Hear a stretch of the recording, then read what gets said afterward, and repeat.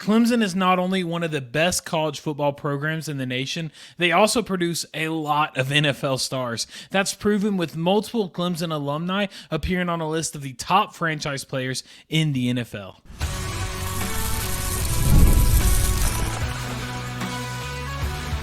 You are Locked On Clemson, your daily podcast on the Clemson Tigers. Part of the Locked On Podcast Network, your team every day. What is up, everybody? Welcome to another episode of the Locked On Clemson podcast. Hey, thanks so much for joining us. We appreciate you. We love you. We're glad you're here. My name is John Bivens. I'm your host. I'm a credentialed media member for Clemson Sports, for multiple sports over there. Also the head writer and the founder of the Clemson Tiger Wire. You can find that over at ClemsonTigerWire.com. But yeah, we are your host here. You can follow us over on Twitter right here at I am John Bivens. Thanks for making Locked On Clemson your first listen every single day. We are free and available wherever you get your podcast and over on YouTube. And we're part of the amazing Locked On Podcast Network, where it is your team every day. You know what you're getting here on Locked On Clemson. You're getting three things: all sports, all passion, all of the time, where we're bringing you everything you need to know about Clemson sports. Today is Thursday, May 23rd. We're going to dive into those four franchise players we talked about on the start of the show. We're also going to rank the best quarterbacks that Dabo's had at Clemson. And then we're going to end with our weekly segment of our Turbulent Thursday. So today's episode is brought to you by many amazing sponsors that you will hear from in just a little bit. And so earlier on in the year, the amazing program that is known as On3 put out a list of their top 3 franchise players from every single sport, every team in the NFL. They put out a list, and on every NFL team, they listed 3 players. That was the franchise players, the ones that were the foundation of the team, the stars of the team where if there was a rebuild happening, an expansion draft, those 3 players are untouchable. Those 3 would be locked in. On that list, 4 different Clemson players were listed. 4 players. So people argue, oh, Clemson's not a national program. They don't produce stars. Really? We got 4 people that are a franchise star in the NFL right now. And it's going to be more with some of these rookies as they continue to grow, younger guys continuing to grow. So that's massive. We want to walk through those 4. We just want to walk through who those are for those teams. And so first up, you could probably guess this. He's probably the most obvious one. Franchise player number 1 is for the Jacksonville Jaguars with none other than your boy T-Law. Pony Sunshine. You know, Trevor Lawrence, the guy that led us to so many wins, one of the best quarterbacks that has played at Clemson. He was definitely a franchise player for the Jacksonville Jaguars. That team is building around them. They're the highest rated offensive player in Jacksonville last year. So many people have helped him. When you look at the most top 10 in a lot of categories for quarterbacks with throws on target, throws deep, turnover ball, all that kind of stuff, you look at that, he's in the top 10 in almost every single category for quarterbacks. He's someone that any team would love to have him as a foundational quarterback. Obviously, you take the best quarterbacks in the lead, Ravens with Lamar, Eagles with Jalen Hurts, the Chiefs with Patrick Mahomes. They would stick with who they have. You know, they've grown them players. But well over 75% of the league would love to have Trevor Lawrence as their starting quarterback. He is a foundational franchise player for the Jacksonville Jaguars. They're lucky to have him. They love having him. They love what he's doing. So that's exciting. He was listed at number one of our franchise players. Another one also joined him on the Jaguars, and that is none other than Travis Etienne. He is a third-round player. He got drafted in the same draft class as Trevor Lawrence. Man, he is something special in Jacksonville. When you pair together Etienne and Trevor Lawrence, we know as Clemson fans because we saw that. It is electric, and now we're seeing them be successful at the highest level together in the same backfield. His first year was injury-plagued, but his recent 2 years, he's been electric. One of the best running backs in the league. He's had 2,000-yard years. Has a .25 missed tackle per carry each season. He's electric. He's a great player. He's making moves. I love when they run like the Wildcat system. It's so special. I love it so much. But yeah, he was another franchise player with Trevor Lawrence and Travis Etienne over in Jacksonville. And then we move on. Our third player that appeared on this list was another guy who had the last name of Lawrence. No, it wasn't Trevor Lawrence. We already talked about him. No, this one was Dexter Lawrence. Some of y'all might not remember him. He's been in the league for a while now, but he is a franchise player. He led the way for the New York Giants. He was the number one player for their franchise. Their defense, it was so much better last year with Dexter Lawrence joining their team. You know what his grade was? You know what his defensive grade? He had a 92.9 defensive grade. That's crazy high. You don't see a lot of players with that kind of defensive rating. He was electric. He's definitely a foundational piece. The Tennessee or that New York Giants would not be who they were defensively without Dexter Lawrence on their team. So he was another foundational piece, franchise player. And then our fourth one on the list was none other. You could probably guess this. It's DeAndre Hopkins. He rounds out that Clemson quartet. He has been one of the best wide receivers in the league for so many years right now. He's had 7 different 1,000-yard receiving yards in the system. He's now with Tennessee Titans over there, switching teams this year. He's electric, right? He is a player that is fun to watch, that is electric to watch. He's makes some ridiculously snags.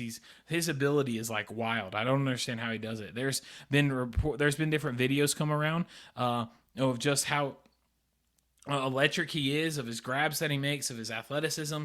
He's electric. So those 4 were listed as some of the best franchise players in the league. But that's not all we have.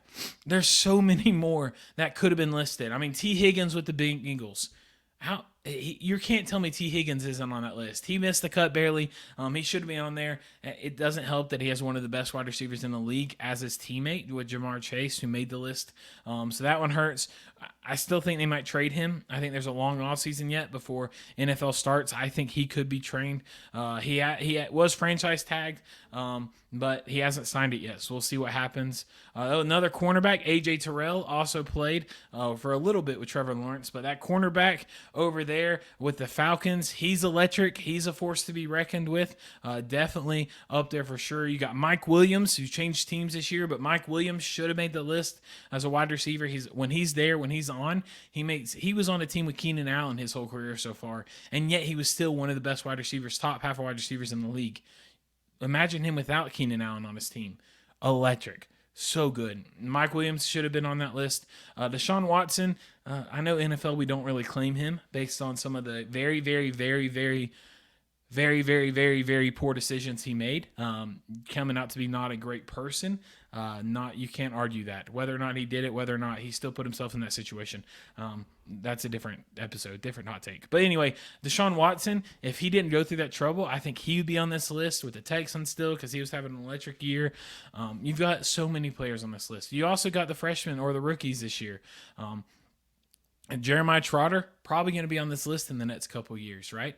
You got all these other players that were drafted this year that's going to happen. Another one, probably one of my favorite defensive player in the league right now, Isaiah Simmons. He plays for my least favorite team, the Giants. Boo.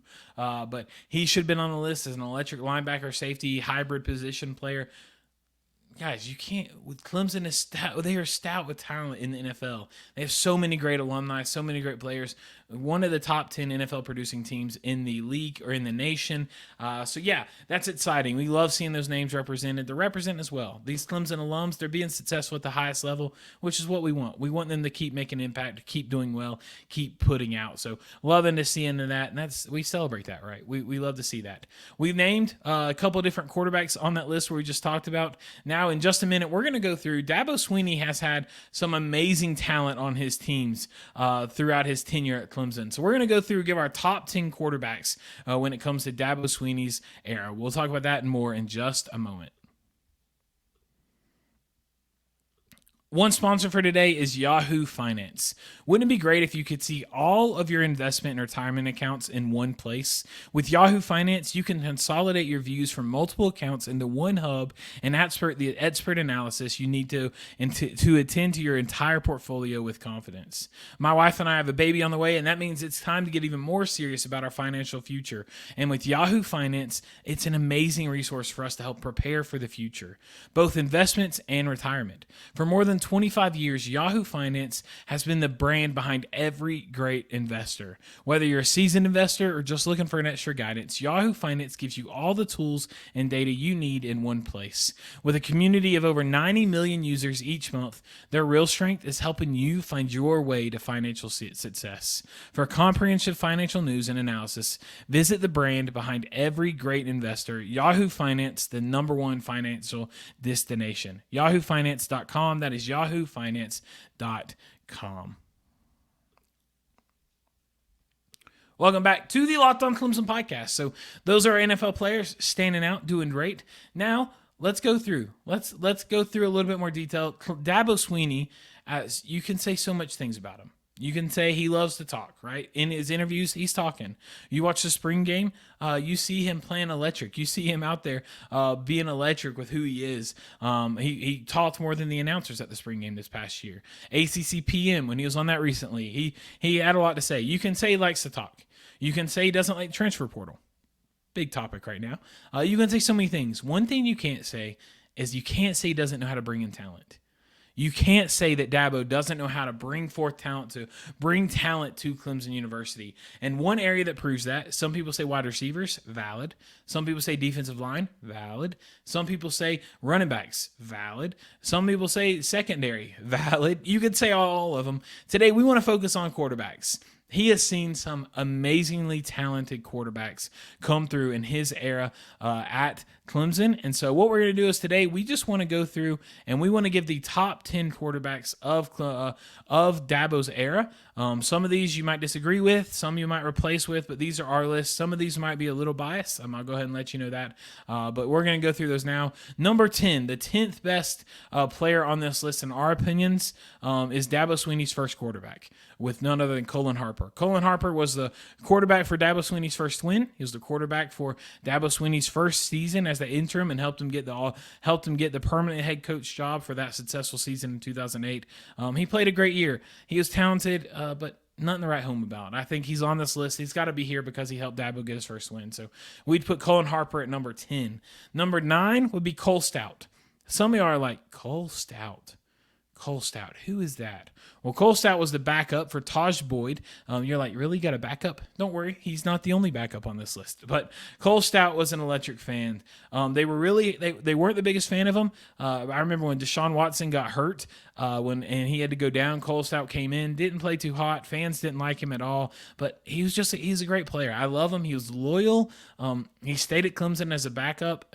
Granted, the transfer portal wasn't as big then. Maybe he would have transferred somewhere else back then. Or if that what is now the transfer portal was then there. But yeah, Cole Stout's on this list. He's great. Number 8 would be the all-time best backup, right? The all-time best backup. Actually, I'm going to move him up. Hot take, I'm going to move him up. Number 8, Kelly Bryant. Some of y'all are like, really? Some of y'all might have him higher. Some of y'all might have him lower. I have him at 8, and here's why. He was a winner. I think he won 16 and lost 2 games when he was at Clemson, but he never led to success. When he was in the playoffs, he kind of fell apart. It wasn't the best. He did great in the ACC championship game when he played there, but overall, he wasn't Clemson material. He wasn't who he wanted in a player. I think he got the start those years because we really didn't have anyone else. So I'm going to put him at number 8 simply because he did win, but he wasn't nowhere near the top of this list. There's other players. Number 7, the guy that we were going to say just a second ago, is by far my favorite backup quarterback of all time, none other than Chase Bryce. Chase, man, if you're listening, I'd love to have on this show sometime. What a career. He never started a game at Clemson, but what he did when Kelly Bryant went down in that Syracuse win, and he led us in that comeback, he brought us back to victory.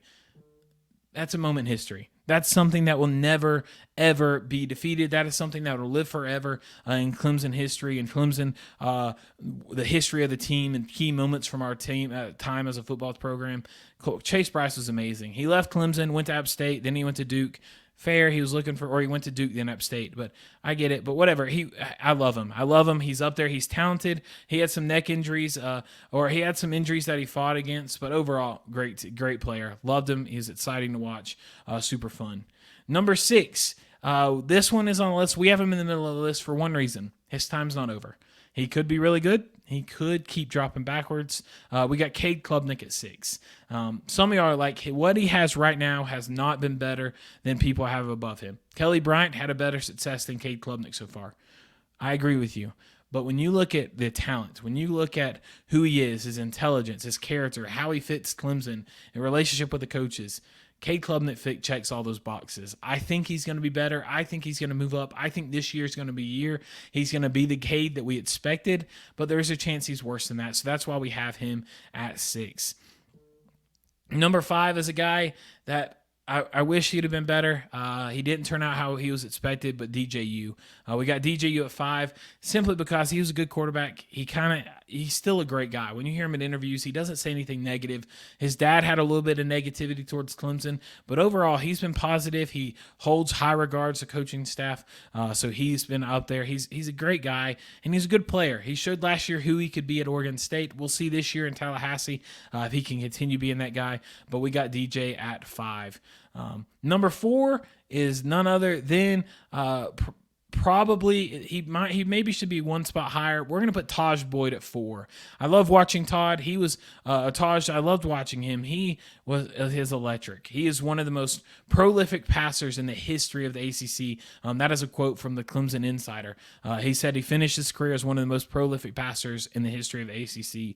Man, he was excellent. He did so well. He earned multiple awards in the ACC. He's a winner. He led us to overall. He won. I believe he won about 80% of his games at Clemson. He was ACC Player of the Year a couple times. Led us to multiple top 25 wins. He got us ranked a lot. He won the Orange Bowl a couple times. He's exciting. He also is this year. He's a member of this year's Hall of Fame class. So love watching him. He's number 4. Number 3, I'll be very honest with you. Completely honest. This guy is ranked this high completely out of personal bias. I will admit that. I will own that. I will say that, and that's okay. Fight me on it. I'm admitting it's personal bias. Number 3 for me is Kyle Parker. Kyle is he is the guy that I remember watching him, and that was the guy that truly took me from fan of Clemson to complete bought into Clemson. He was electric to watch. If he hadn't got hurt in that game in 2010, he'd be higher. He'd be electric. He'd be there farther on. But he played for Clemson for so many years. Parker, he was electric. He was great. He had that grit. Grit is a part of who Dabo, what he teaches, what he cultivates in his culture.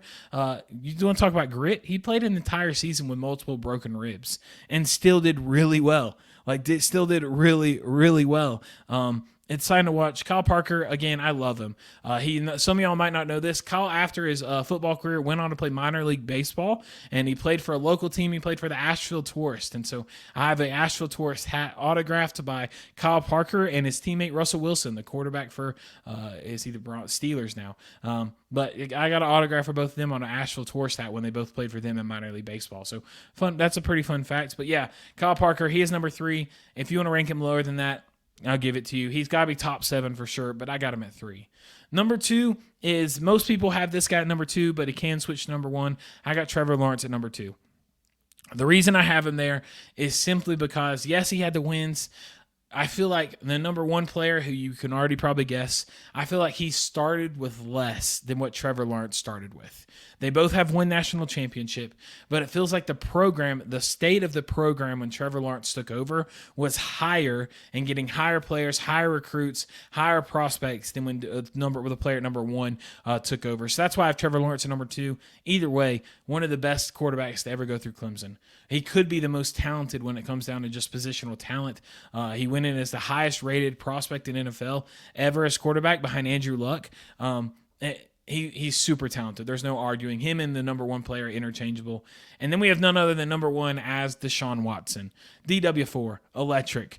The reason I have him at number 1, like I said, he started with less than what Trevor Lawrence started with. He still had talent. I'm not saying he didn't have talent go around him. He had tons of talent. But where Clemson was at when he took over was a very different program than when Trevor Lawrence took over. And it feels like Trevor Lawrence took over at the end of Deshaun Watson's success, which allowed him to have so much more prospects, so much more credibility, so much more recognition. And so that's why we have him at number 2. But either way, Deshaun Watson, Trevor Lawrence, interchangeable, 100%. Yeah, that's our list. So those are our top 10 players of the top quarterbacks that have played for Clemson University. So we're excited about that. Let us know if you agree. Let us know on YouTube.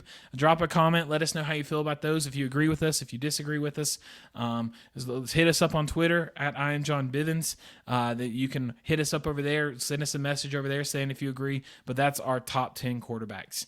In just a minute, we're going to continue this conversation as we dive into a weekly segment called Turbulent Thursday, where we talk about some hot takes that we've seen on Twitter. We'll see you in just a moment.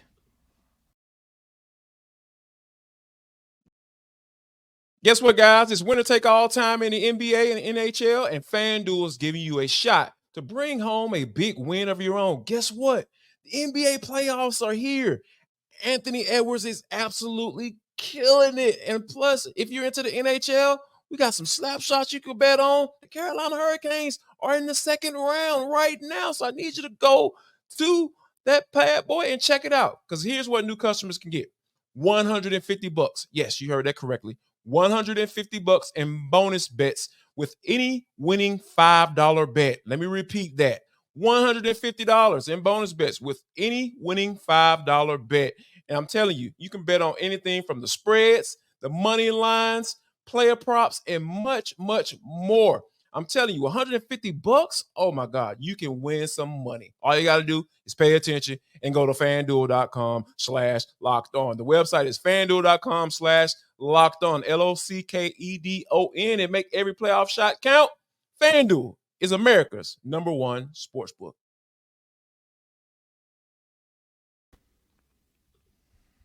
Welcome back to the Locked On Clemson podcast. We appreciate Jarvis right there. He hosts the Locked In Atlanta show for the city of Atlanta. He dives into all sports surrounding the city of Atlanta. You can go check out his episode. He's got some great stuff over on Locked On Atlanta. But now it's time for our weekly segment. Every week we go through and we do different segments every day. Monday is Momentum Monday. Tuesday is Tracking Tuesday. Wednesday, you got our Worried Wednesday. Friday, Flashback Friday. Every Thursday we do our Turbulent Thursday. If you couldn't tell, big fan of alliteration. Shout out to Miss Fields for my 7th grade language arts. Yeah, I still remember that word. Alliteration. We're a big fan. But Turbulent Thursdays, what that is it's a segment where we go through and we scroll on Twitter. If you ask my wife, if you ask my employee or my employer, probably spend a little bit too much time on Twitter. But we like to scroll. I like to search different keywords and just see the hot takes. I like to go through and see what fans are talking about. Well, last night, Wednesday night, I was scrolling through Twitter and I was looking in to some hot takes. I was looking into just scrolling through Twitter and finding what people were talking about Clemson. Well, I found one that's just infuriating. It's so ignorant that I'm like, what? What's even the take? You can find this Mizzou Hype at MIZZOU Hype. Their Twitter account tweeted this, and they got into an argument. The content that I'm really going to talk about is found from an account called Waddlehouse17, but it was a comment from Mizzou Hype's tweet. What happened was On3 Recruiting, which we've talked about 24/7. On3 is another great recruit site. They posted the top 10 committed edge players for the 2025 class. Put a graphic up. It was a really cool graphic. They put it up, and they put number 1 was Clemson's top 10 committed edge with Ari Watford. An electric 5-star, right now the highest rated player that is committed. He was committed to Clemson. We're excited about him. Later on, you'll find an episode that breaks down him, more his play style, more what you can expect from him at Clemson. But they listed him as the top 1. Well, Mizzou Hype, they tweeted that graphic. They subtweeted that and said, "How does Clemson still get recruit commits?" Whatever. A bitter SEC school that's talking trash about Clemson. Big surprise, right? No surprise there. But we go through and we see some people talk. One Clemson account, Clemson Addicts, a cool account, said, because we got the best culture in the country, right? And then this Waddlehouse17 went through, and this just started a crazy take. And so Waddlehouse put out, and this is what he tweeted. He said, best culture in the country, ? Laughy face emoji. Your coach is scared to bring in transfers because he thinks it'll disrupt the locker room. But sure, that's a good culture. If you're on an audio podcast, we're not cut out. We're like taking this long, awkward silence, this long pause to truly take in how ignorant of a tweet, how ignorant of like a take on that. What? What do you mean? His argument is that because Clemson or Dabo doesn't bring in a lot of transfers, that means we have a terrible culture because it's fragile. There's multiple things that are wrong with that statement. Number one, that's not why Dabo doesn't bring in transfers. Dabo doesn't bring in transfers because he doesn't want to mess up the locker room and the culture. Dabo doesn't bring in transfers because he's loyal to the players. He said he's not going to take a scholarship, a spot away from someone who chose Clemson that's working their butt off for Clemson sports just to allow somebody else coming in for selfish ambitions to get that start. Like he's not going to take that. He's loyal to the people that are loyal to him. Talk about culture. Any employer, any school, any team, any person would want to be a part of a program or a job or a place of employment that highlights loyalty as a key factor of the culture. So you're saying because he's loyal, that's a terrible culture? What in the world? What? Ignorant, right? I mean, what in the world? What are you even talking about? I don't understand that. At Waddle House 17, I doubt you're watching this, but if you are, what are you even saying here?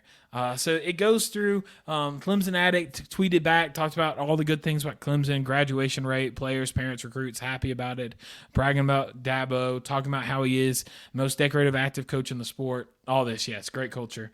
And then Waddle House 17, I guess he's an FSU fan, decided to come out and say Mike is greater than Dabo. Man, you're not even worth the time. What are we doing here? So dumb tweets. This take was like, are you serious? Are you serious? What in the world? That's our hot take for the day. A guy not understanding loyalty, not crediting loyalty as a key factor, as something that's important. So good for you, guy. Proud of you there, buddy. You definitely understand the value of loyalty. What in the world?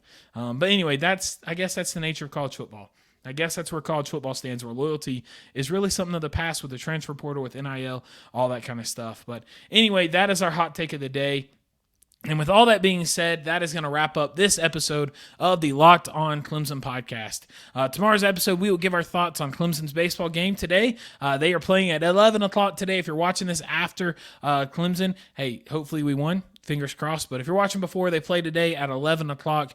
A win. If we beat Miami, we win. We advance to the portal, or we advance to the semifinals no matter what happens, because Miami beat Louisville. So even if we lose tomorrow and Friday to Louisville, we still advance if we beat Miami. So we got to beat Miami. Got to see that win. Tomorrow's episode, we're going to dive into our recap for that game. Maybe talk about a potential semifinal matchup. Maybe talk about being really upset about missing the semifinals in the ACC. But we'll talk about that all on tomorrow's episode and more. Hey, let me know your thoughts on today's topics. Reach out to me on Twitter at I am John Bivens. You can spell that IAMJOHNBIVENS. Follow me over on Twitter. Hit us up over there. Let us know your thoughts. Also, we do this Turbulent Thursday every single week. If you see a tweet, if you see something out there that's like, this is ridiculous, do us a favor, send it over to us on Twitter. Send it over to us on X. We'd love to have that. If you send us a tweet, no matter what, if someone send it, we will mention it on the podcast. No matter what. Yeah, no matter what. I mean, if it's got cuss words in it, I might bleep those out. We're family friendly here. I'm Locked On Clemson. But send us those tweets. If anyone send us a tweet, we promise to show it and give you a shout out for sending it to us, unless it's something terrible. But anyway, yeah, let us know. We'd love to hear feedback on what we talked about. We'd love for you to join the conversations and for y'all to join the show any way possible. Let us know if you have questions about anything, if you have topics you want us to talk about, hit us up with it. We'd love to dive into all that. But if you haven't, make sure you're subscribed to this podcast. You hit that like button, hit that follow button, give us a 5-star rating if you can on YouTube. Hit that big red subscribe button so you can join us there. That way, every single day, this can be your first listen here on Locked On Clemson podcast. We can't wait to see you tomorrow on the next episode. Until then, you know what to do. You keep that Tiger pride alive and roaring, and as always, go Tigers.